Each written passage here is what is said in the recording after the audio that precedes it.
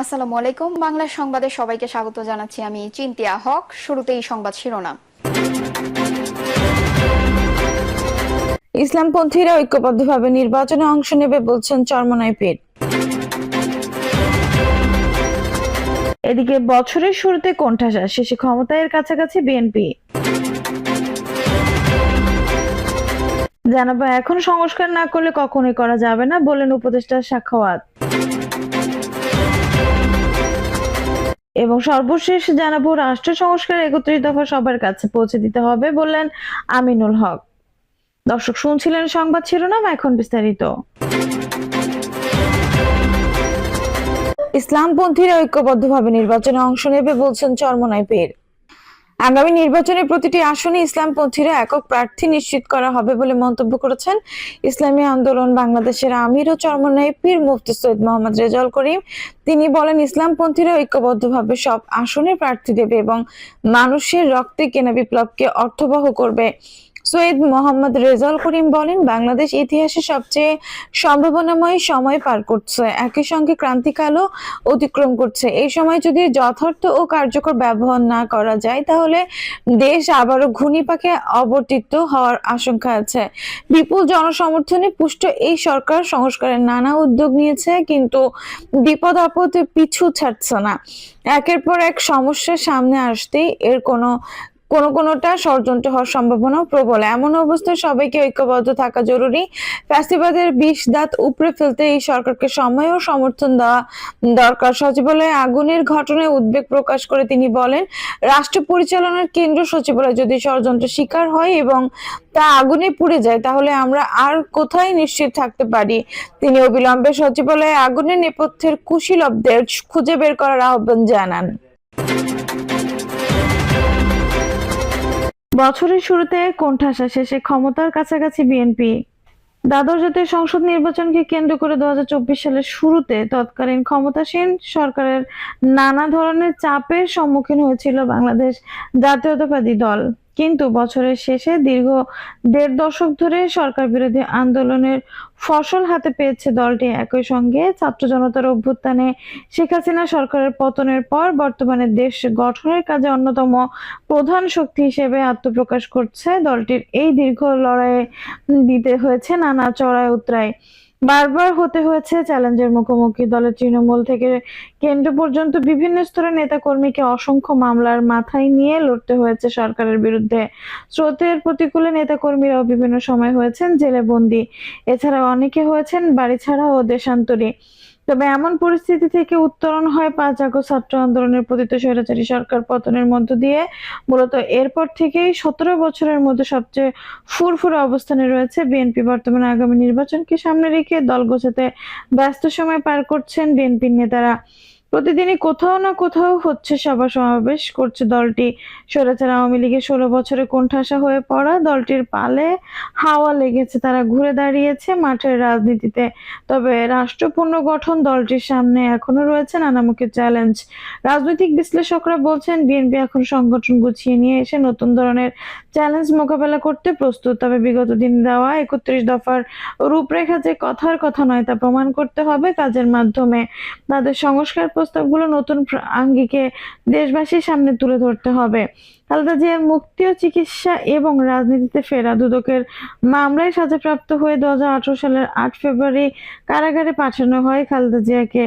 পরে ২০২০ সালের ২৫শে মার্চ তৎকালীন আওয়ামী লীগ সরকার শর্ত সাপেক্ষ তাকে সাময়িক মুক্তি দেয়। তারপর বিভিন্ন সময় তার মুক্তির মেয়াদ বাড়ানো হলেও শর্ত অনুযায়ী তাকে সব ধরনের রাজনৈতিক কর্মকাণ্ড থেকে বিরত রাখা হয়েছে। ৫ আগস্ট আওয়ামী লীগ সরকারের পতনের পর ৬ আগস্ট রাষ্ট্রপতির আদেশে মুক্তি পান খালেদা জিয়া। প্রায় ৭ বছর পর গত ৭ আগস্ট বিএনপির জনসভার খালেদা জিয়ার ভিডিও রেকর্ডিং বক্তব্য প্রচার করা হয়।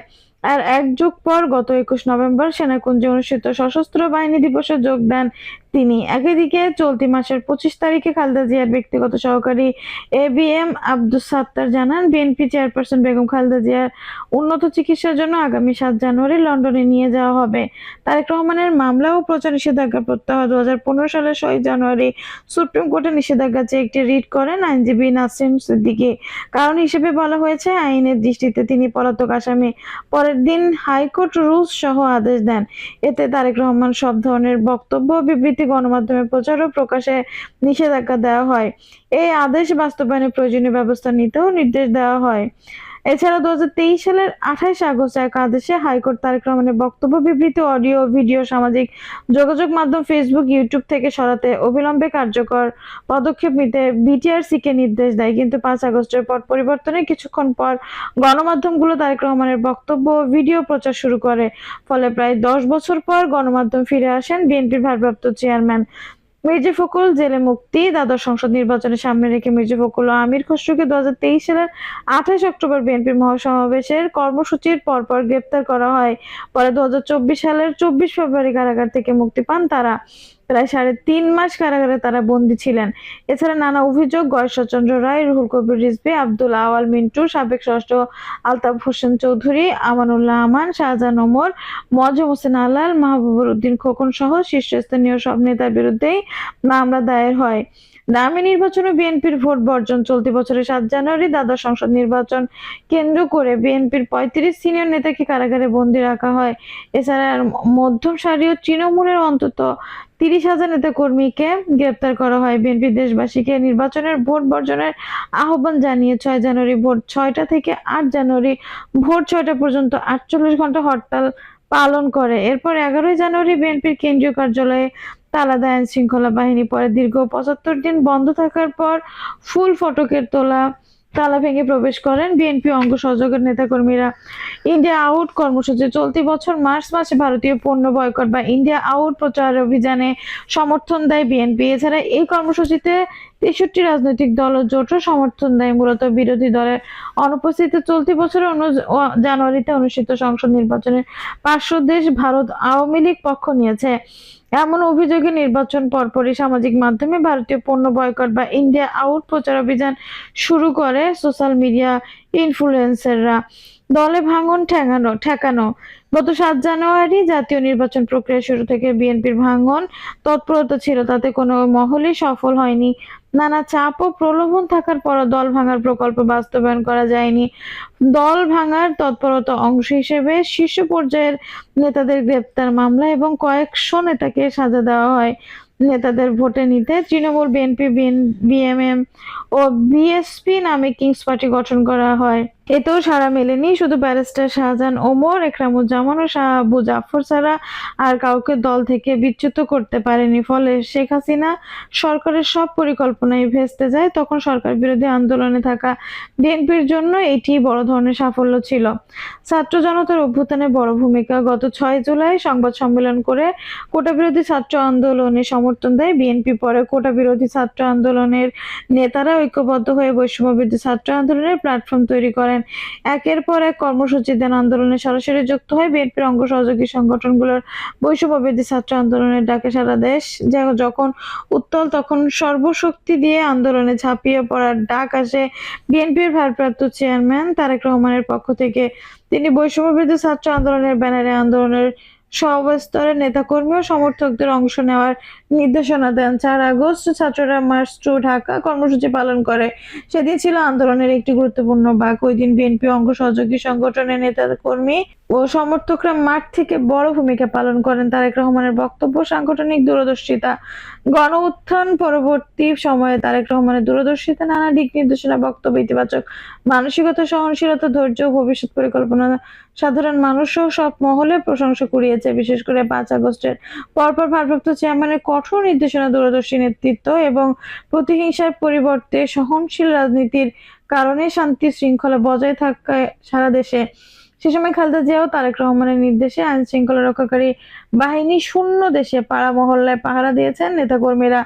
এছাড়া তারেক রহমান দলের শৃঙ্খলা বিরোধী কর্মকাণ্ডে জড়িতদের বিরুদ্ধে কঠোর পদক্ষেপ গ্রহণ করেন। বিএনপির সামনে যে চ্যালেঞ্জ, ছাত্র জনতার অভ্যুত্থানের পরপর ভিন্ন রকম এক চ্যালেঞ্জের মুখে পড়েছে বিএনপি। আগামী নির্বাচনের আগে রাষ্ট্র সংস্কারের ব্যাপারে নিজেদের প্রস্তাবনা ও দলীয় নেতাকর্মীদের কর্মকাণ্ড দিয়ে জনগণের আস্থা অর্জন করতে হবে দলটিকে। নির্বাচনের সুস্থ গণতান্ত্রিক প্রতিযোগিতায় জামায়াত ইসলামী সহ দেশবিরোধী আন্দোলনের ছাত্র তরুণদের সম্ভাব্য নতুন দলের মুখোমুখি হতে হবে। একই সঙ্গে বিএনপিকে অন্তর্বর্তী সরকারের সঙ্গে সুস্পষ্ট সুসম্পর্ক রেখে অবাধ, সুষ্ঠু, গ্রহণযোগ্য নির্বাচনের দিকে নিয়ে যেতে হবে দেশকে। এখন সংস্কার না করলে কখনোই করা যাবে না বলেন উপদেষ্টা সাখাওয়াত। এই সময়ে রাষ্ট্রের কিছু সংস্কার করতে না পারলে আর কখনোই করা যাবে না বলে মন্তব্য করেছেন নৌ পরিবহন উপদেষ্টা ব্রিগেডিয়ার এম সাখাওয়াত হোসেন। ঐক্য সংস্কার ও নির্বাচন বিষয়ে 2 দিনের জাতীয় সংলাপের দ্বিতীয় দিন শনিবার সংস্কারের দায় ও নির্বাচনের পথরেখা শীর্ষক অধিবেশনে এই কথা বলেন তিনি।